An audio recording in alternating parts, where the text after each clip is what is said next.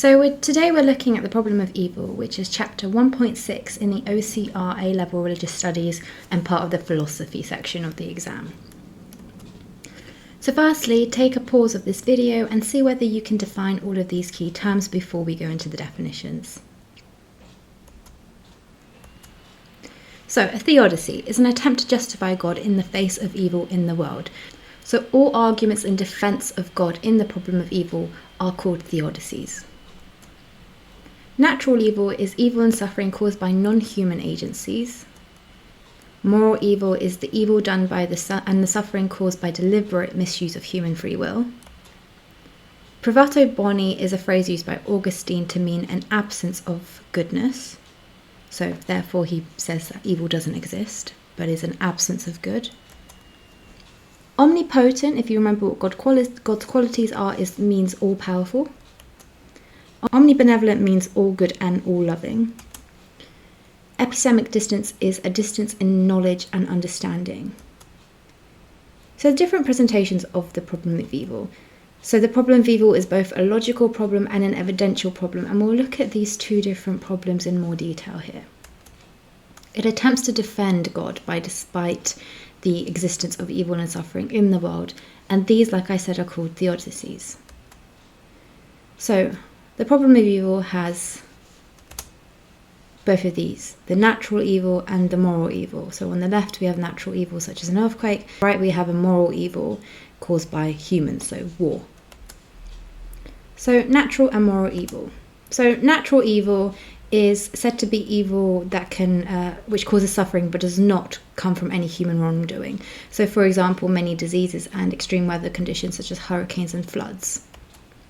But moral evil is said to be the cause of suffering as that which causes suffering as a result of human wrongdoing. So murder, war and poverty are really big examples of how humans act wrongly to cause suffering. So volcanic eruptions are natural evil. Something like Auschwitz is clearly a human wrongdoing and a human evil of humans subjecting pain and suffering onto other humans. Tsunamis here we have as natural evil, and then even lying or adultery is something like a moral evil, obviously, because it's what individuals and humans do. So there are two types of evil, and the first one we're going to look at is logical problems. So the inconsistent triad argument by Mackie, and these are the three beliefs cannot be held in at the same time without contradiction. So the logical formulation of the problem of evil assumes that an all-loving and all-powerful God would not want any human and evil suffering in the world. And this is by Mackie. So if we look at this in more detail, if God is omnipotent and evil exists, then God can't be omnibenevolent. If evil exists and God is omnibenevolent, he can't be omnipotent. And then some people argue, technically, that evil doesn't exist. God is both omnipotent and omnibenevolent. But you can see, Mackie says there is a logical problem here, because clearly evil does exist. We see it in our everyday world. So therefore, if this exists, one of these has to be wrong. So if God is omnipotent, but not omnibenevolent, that means he has the power to stop the evil, but he doesn't want to stop it. But if God is omnibenevolent, but not omnipotent, it means he wants to stop the evil, but he lacks the power to.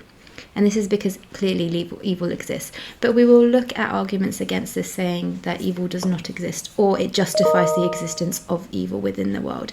And that is what the problem of evil is in terms of the logical problem. So really define it in the way that I've just gone through, defining especially what it means if he is omnipotent and what that means about omnibenevolence.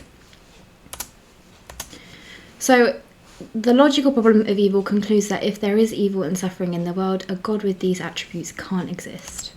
So it's an a priori argument. So if you remember what an a priori argument means, it's to do with reason and definitions. So it's basically saying that through definitions and through reasoning, it is logically contradictory for evil to exist and God be omnibenevolent and omnipotent.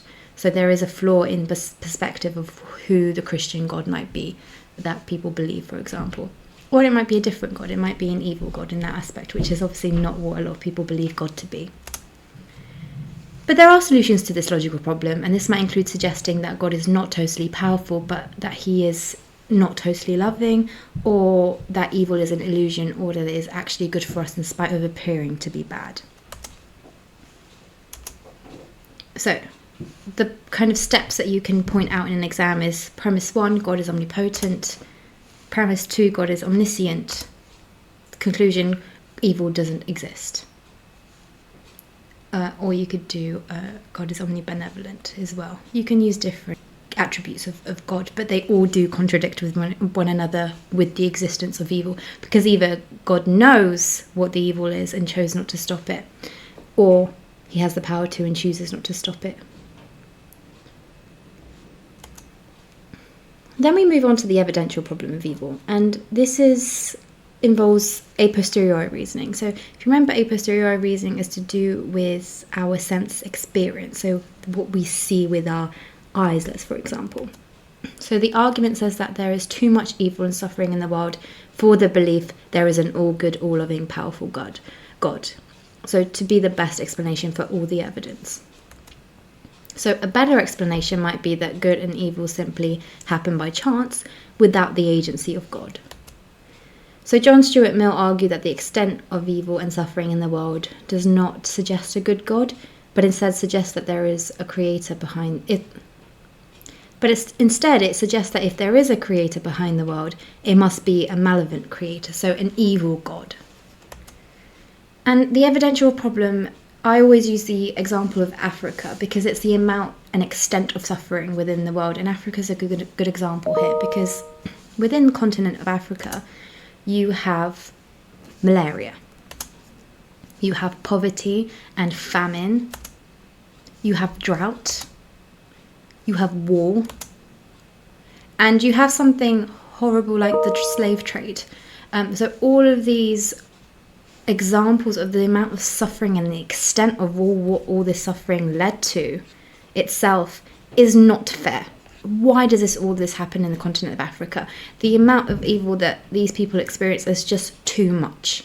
So that's a good example to illustrate as the evidential problem of evil that we can experience with our eyes, or that people experience themselves.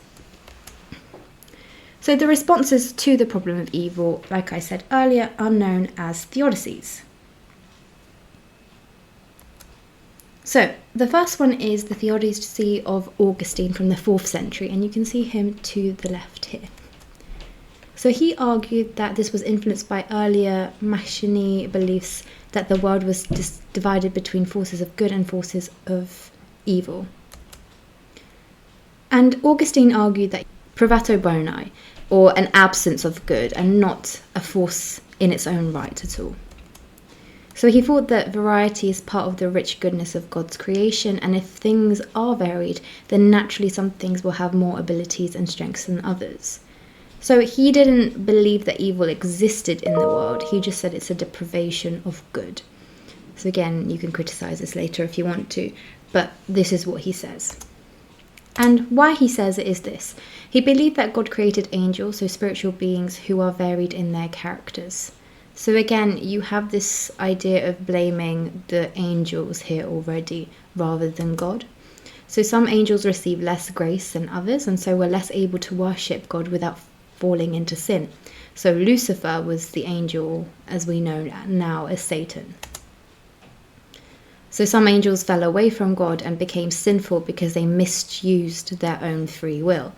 And obviously Satan is a massive example here, and in the Bible you have a passage saying that Lucifer fell like lightning. So this is the example of the image of Lucifer falling like lightning, in so deep into the ground that it created hell. And that's where all the people that misuse their free will go, in terms of what Augustine really called for and said why evil is a deprivation of good rather than evil itself. He also claimed that Adam and Eve were the first people who tempted away from God by the fallen angel. So Obviously, the fallen angel, Lucifer, is always identified as the snake, the temptation of the snake with Adam and Eve.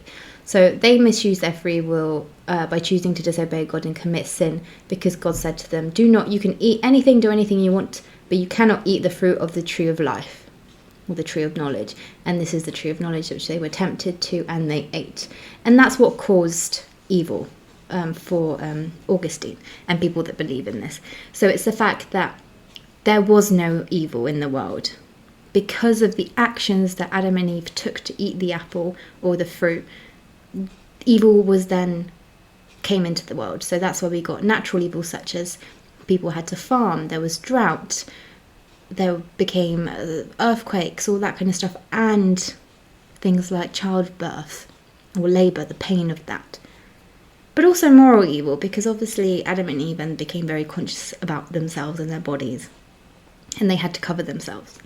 But with that comes lying, cheating, killing, all those things. So from this, Augustine's illustrating that both natural and moral evil come from the fall, which is the misuse of Adam and Eve's free will. So the sin was so catastrophic that it corrupted the natural order as well as the human soul. So natural and moral evil came into the world. But there are a lot of criticisms of this Augustinian theodicy, as you can probably imagine. So the idea of evil as just an absence of good does not seem an adequate explanation of terrible crimes, such as genocides and natural disasters. So if someone went through a genocide and survived, so if, for example, many Holocaust survivors, then telling them that what they experienced was just a deprivation of good is very insulting, because the things that they went through were so traumatic that you cannot say that it's just a deprivation of good. It's much more than that. Augustine also fails to explain adequately why the angels and then humanity fell from grace if they were created to be perfect. So surely there would have been no temptation and they would not have given into it if there was that perfection. Augustine's theodicy also calls into question the omnipotence and the wisdom of God, because if God did not anticipate the misuse of free will, then surely he wasn't omniscient in that moment, or maybe he didn't have the power to stop them. There's that question of the logical problem of evil and God's attributes as well. It also calls into question the omnipotence of God, like I said, because if God could not simply undo the damage that had been done. But some people would reply to this saying, well, God created the laws of nature, so therefore once those are created or the natural system of things is broken, then they cannot be fixed. So Augustine's theodicy depends on the literal belief in angels and a belief that the fall was a historic event. It can be very difficult beliefs of people in the 21st century, because a lot of people, even modern day Christians, not all of them, but a lot of them, don't take the Bible and things like the fall literally, but more metaphorically. So again, it challenges whether this was an actual event that actually took place. Augustine could be admired for presenting a response to the problem of evil, which maintains the idea that God is an all-good and all-powerful, but some people condemn it for different reasons as well, such as the logical problem. So Augustine also makes use of biblical text as an authority to support his view, and again, because a lot of people take this more metaphorically nowadays, it's not seen as a good strength of the argument. And Augustine makes humanity face up to its role in causing evil and suffering in the world, which is a good thing, because a lot of people have to take responsibility, but something like the fall is very hard for you to take personally, seeing as if you do take it literally, then it happened at the start of humanity. Then we have the Theodicy of Irenaeus. So this is 2nd century. And he was a very, very early Christian. He accepted that evil and suffering exist and that God appears to allow them to continue. And he also argued that God allows evil and suffering so that people can develop into freely chosen, mature relationships with God. So they can't be forced onto humanity. They have to be chosen freely. So he said that there has to be evil in the world for us to appreciate good. So in this sense, good would not exist without evil, just like the colour yellow would not exist without all the other colours for us to distinguish between yellow, red, blue, purple, all the other ones. So there have to be fewer good things in the world in order for virtue such as kindness, bravery, and generosity to exist at all.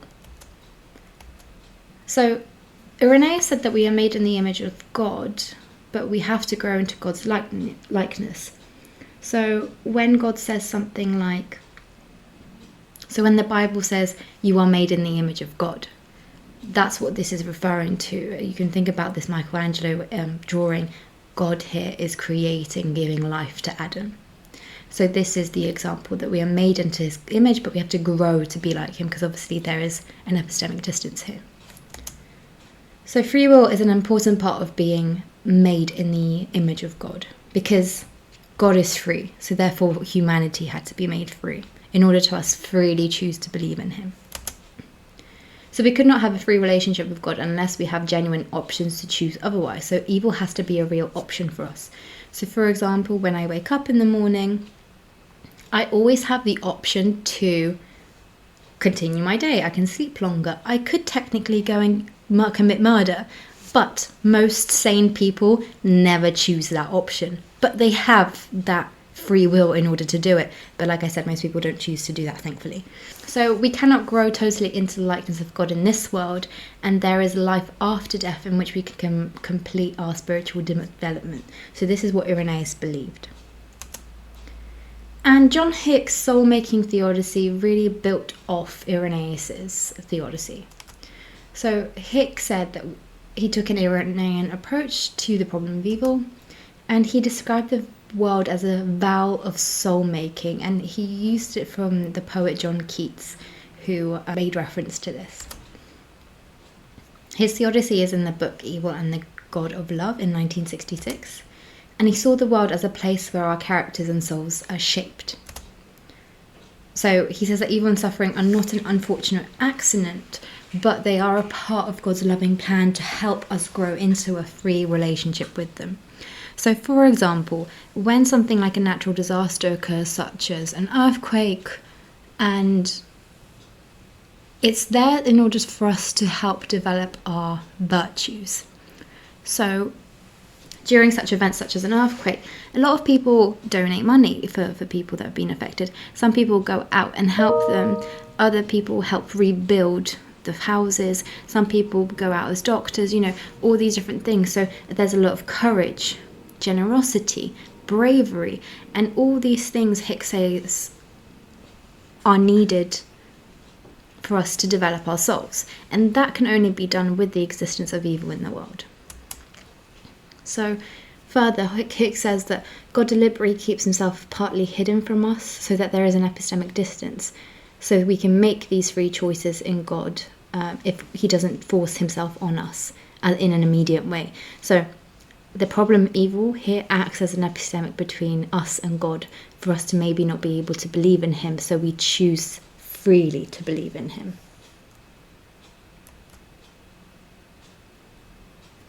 So he said that through tackling challenges and hardships, we can learn to turn to God through free choice. And Hick thought that after death we can continue in our spiritual journey towards a free choice for God. And this option is open to people of any belief. So this isn't only unique to Christianity, but it's an example of how it can relate to any religion as well. So that's a very good strength here, because it's not discriminative of religions. But there are, of course, many criticisms of Irenaean theodicies, including Hick. So the first one is that the idea that evil exists in the world for our own good can seem self-contradictory. So if evil, including moral evil, is really good for us, then there is confusion between good and evil. So making concepts such as sin and salvation difficult to comprehend.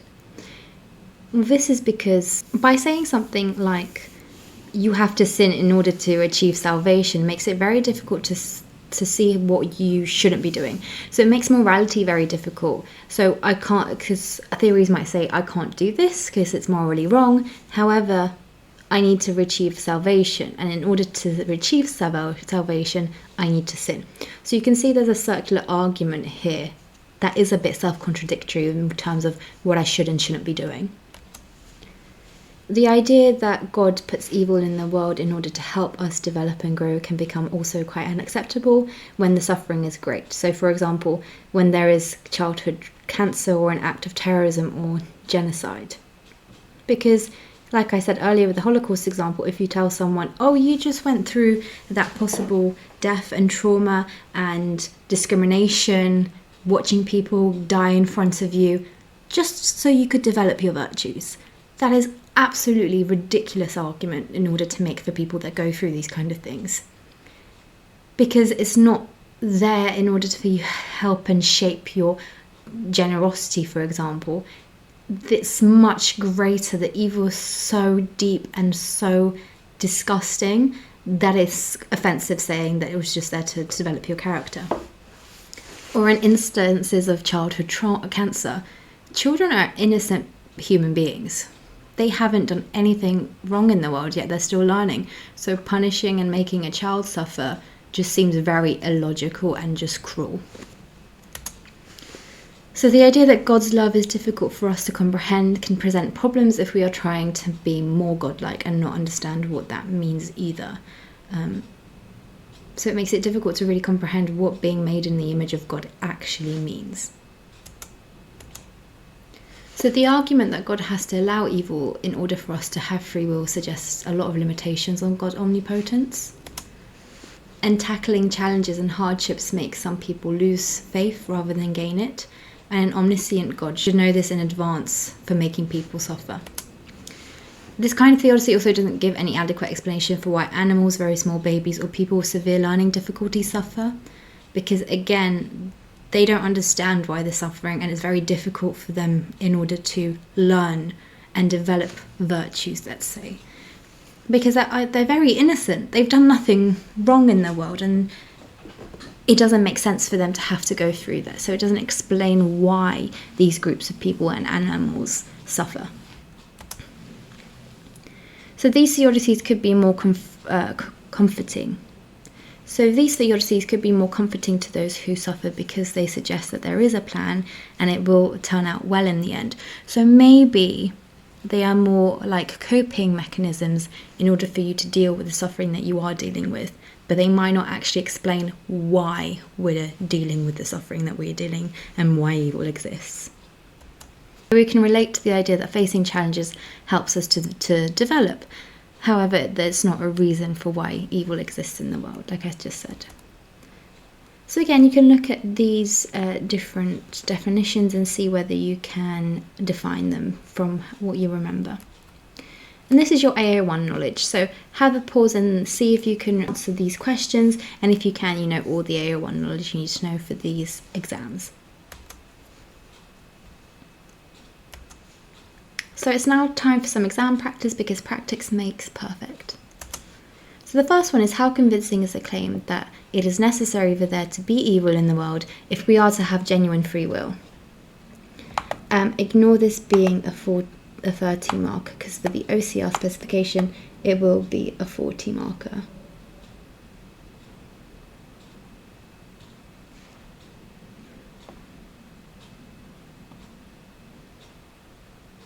So within this essay, we're going to go through all the points that we went through, going through the logical problem of evil, saying what there is, but you would start with the definition of natural and moral evil. You would then go into Augustine's Theodicies and Irenaean Theodicies as criticisms against the logical and evidential problem of evil, giving examples that we've went through. And then you would go into the criticisms of what they are, including John Hick. So saying what the weaknesses of all these arguments are, and then you can conclude whether we have genuine free will or not with the problem of evil. Or there's this one. Irenaeus' Theodicy gives a more satisfactory response to the problem of evil than Augustine's Theodicy. Discuss. So this is a similar question, but you would start with the Irenaean Theodicy. I would start with giving the definition of what evil is, so the logical, evidential problem of natural and moral evil. And then you would start with Irenaeus and give all the arguments that he gives, with maybe saying how John Hick could strengthen his argument. Then you can criticise it, by saying all the points that we went through, and then you can say, well, maybe Augustine's better. So you would go through all of his points. Then you'll give criticisms to Augustine and then evaluate which one is better here. Or you can say John Hick was better, or none of them. So depending what you want in your conclusion.